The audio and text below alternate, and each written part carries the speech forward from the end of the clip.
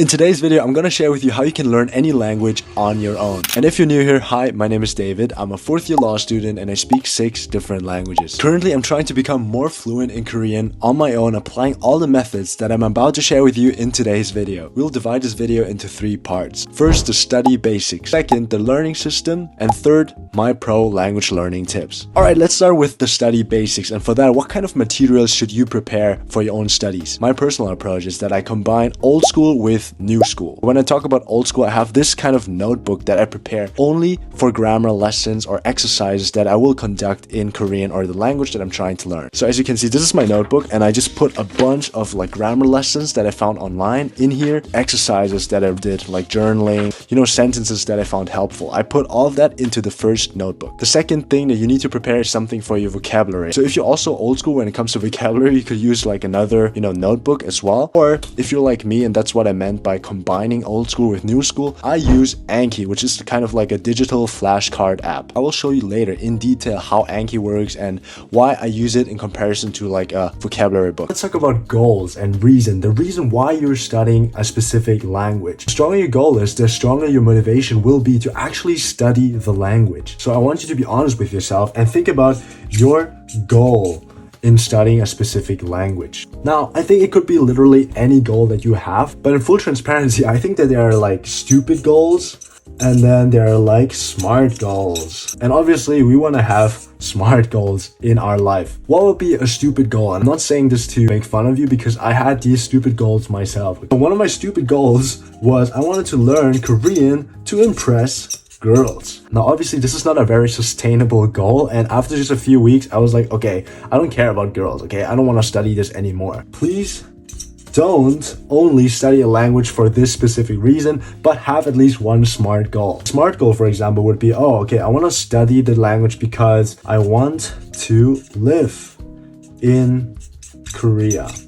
At some point, maybe in the future, I wanted to live in Korea. And for that, it's necessary for my survival to study Korean. Define what are your goals to study the specific language you're trying to learn. What is the most efficient way to learn a new language? And for that, we need a system, because without a system, it is up to coincidence if we actually learn and study or not. And we have to start asking ourselves, how much time per day to study language?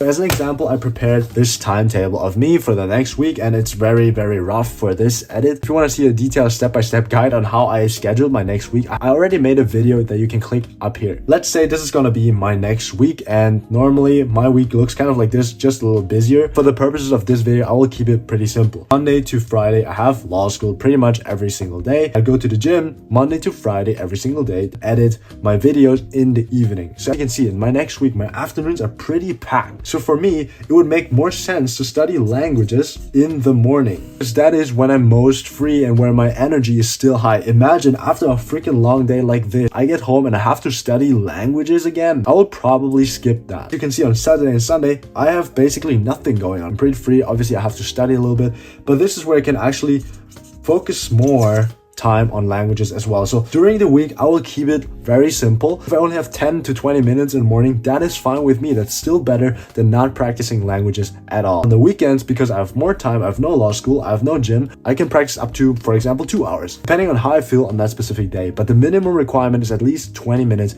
every single day. Let's talk about mastering the basics. And by basics, I mean A1 to A2 level. I put a screenshot here what A1 or A2 actually means. Basically, it means understanding the very basics of any language. I actually learned this concept from Tim Ferriss, best-selling author and who also speaks several languages. Let me show you a quick clip. We talked about vocabulary, and if you choose the right 1,000 to 1,200 words properly, then you can be functionally fluent, express almost any idea in any language in a very short period of time. First, you need to master 100 most common words of the language. You can even get into more detail here. We could master the 100 most common verbs, nouns, adjectives. Okay, sorry for my bad writing, guys. I hope you can read it. Secondly, you could master basic grammar structure. And third, pronunciation. So these are the 3 things you should focus on, especially in the beginning, to appear more fluent and to learn the most essential parts of any new language. As I mentioned, you practice 100 most common words, basic grammar,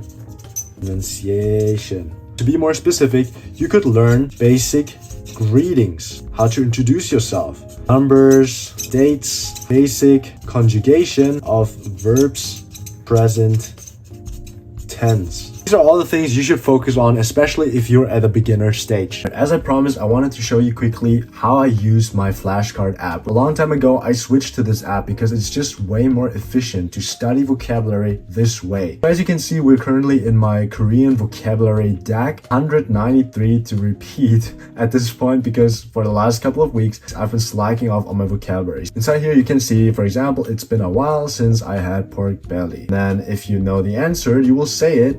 삼겹살 진짜 오랜만에 먹어보는데. And then you can pick down here, okay, was this hard to remember? Was it good to remember? Or easy to remember? If it's easy, you don't have to repeat it immediately after, but it will show you in 5 days again. If it's good, you have to repeat it in 1 day. If it's hard, after just 10 minutes, you will have to repeat it. And again, basically means you're learning this from scratch. So within 1 minute, they're gonna show you this exact flashcard again. 뜨거워요, which means hot.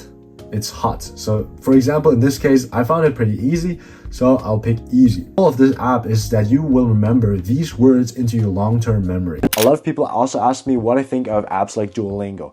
Honestly, I think in the beginning, Duolingo is a great way to get a taste or a glimpse of the different language you're trying to learn. But doing only Duolingo by itself is not enough to become fluent by any means. And my problem with apps like these is that they oftentimes teach you words that are not really necessary. Again, we want to focus on the 100 most common words, nouns, verbs, and adjectives of the language because that's the only foundation we actually need. I don't need the word planting a tree unless I'm a gardener or something. Let's get to my favorite part of this video, which is gonna be my favorite language learning tips. If you've made it this far in the video, congratulations, because you're really serious about learning new languages. And the first life hack that I found is using AI, ChatGPT, to help you out with your language learning journey. I would go to ChatGPT and type in the prompt, please give me a short story in English or any other language that you're trying to learn using the 100 most common words in that specific language. Use that as a prompt and then you will see a really short and fun story actually covers the 100 most common words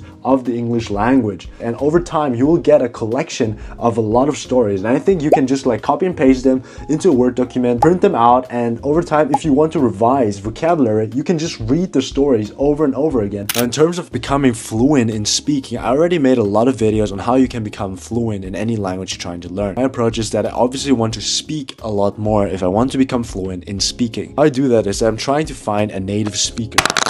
There are a lot of apps right now on the internet where you can find native speakers for free, like HelloTalk or Tandem. This video is not sponsored by them, but I really like their service. If you want to take it a step further, you could use an app or website like italki, where you can find tutors in any language you're trying to learn. They will give you one-on-one coaching, professional feedback. I think personally for me, that skyrocketed my process so far. If you found this language video helpful, you might want to check out my other video where I talk about how you can manage language learning even with a busy schedule. See you in my next video.